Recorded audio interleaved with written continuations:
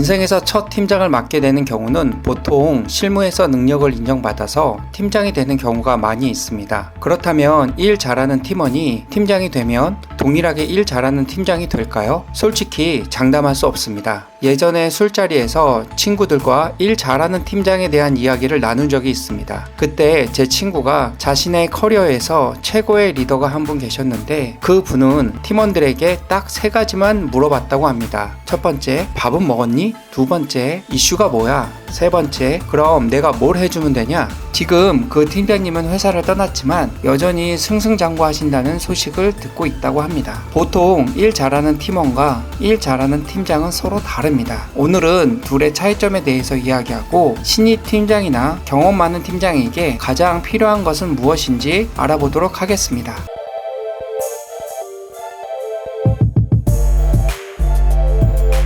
안녕하세요, 타이탄원입니다. 우선 결론부터 말씀드리자면 팀장에게 가장 필요한 것은 팀 분위기 조성입니다. 뜬금없이 이게 무슨 말이냐라고 생각할 수 있는데요. 저의 경우 첫 팀장을 맡게 되었을 때 일은 잘하고 부하 직원에게 존중받는 그런 유능한 팀장이 될 거라고 생각했습니다. 저는 컴퓨터 보안 회사에서 근무를 했는데 일 잘한다는 소리를 들어왔고 보안의 다양한 분야를 두루 경험했기 때문에 문제에 대한 해결과 대응에 자신이 있었습니다. 또한 타 부서와 의사소통을 맡아 진행한 경험도 있고 대단히 프로젝트를 진행하면서 이해관계와 요구사항을 조율한 경험도 있기 때문에 큰 무리 없이 팀장 역할을 수행할 수 있을 거라고 생각했습니다. 하지만 실상은 처참했습니다. 과중한 업무로 몸은 망가졌고 팀 분위기도 망가져가면서 팀은 와해 일보 직전까지 갔습니다. 이렇게 분위기가 퇴사 직전까지 가고서야 일을 잘하는 팀원과 일 잘하는 팀장은 완전히 다른 개념이란 것을 깨닫게 되었습니다. 조금만 더 생각해보면 일 잘하는 팀원이 반드시 일 잘하는 팀장이 될 거라고 장담할 수는 없습니다. 왜냐하면 실무를 잘하는 것과 팀원들이 일을 잘하도록 분위기를 만드는 것은 전혀 다른 직무 스킬이기 때문입니다. 실무를 담당하는 팀원으로서는 맡은 업무를 잘 처리하는 것이 직무 스킬이지만 팀장의 경우 팀의 성과와 전반적인 문제 해결이 더 중요한 직무 스킬이기 때문입니다. 또한 실무 전문가와 관리자의 역할은 상호 보완되기보다는 상충될 가능성이 높습니다. 예를 들어 특정 분야의 실무 전문가가 팀장이 되면 팀원에게 일을 맡기지 않고 본인이 직접 처리하려는 유혹을 받게 됩니다. 급할 때 팀장이 직접 처리해주는 게 더 빠르다고 생각할 수 있습니다. 하지만 이렇게 되면 팀원들은 일을 배울 기회를 잃고 팀장은 과도한 업무로 시달리게 됩니다. 과거의 저처럼 일에 치여서 끝내는 몸이 망가져 갈 수도 있습니다. 다른 사례로서 팀장이 실무에 집중하면 능력 있는 팀원과 경쟁 관계를 형성할 수도 있습니다. 그러면 팀원들의 성장을 저해하고 팀 전체의 분위기가 악화될 수 있습니다. 그렇다면 어떻게 해야 할까요? 팀장의 주 역할은 팀원들이 자신의 역할을 잘할 수 있도록 지원하고 팀 전체의 성과를 극대화하는 데 있습니다. 팀원들이 협력하고 각자의 역할을 효과적으로 수행할 수 있도록 분위기를 조성하는 것입니다. 저의 과거 이야기를 해보겠습니다. 저의 직무는 컴퓨터 해킹과 시스템 분석을 하는 것이었습니다. 팀장이 된 후에도 팀원들의 일 처리하는 방식이 마음에 들지 않아서 문서를 수정하기도 했습니다. 어느 때는 문서를 폐기하고 제가 직접 다시 분석 보고서를 작성하거나 코드를 수정하는 일이 자주 반복되었습니다. 저는 이것이 효율적이라고 생각해서 진행했지만 팀원의 입장에서는 자신의 노력과 업무가 무시되었다고 생각한 것 같습니다. 이로 인해 팀원들은 자신의 실력을 발휘할 기회를 잃었고 점점 동기부여가 떨어져 갔습니다.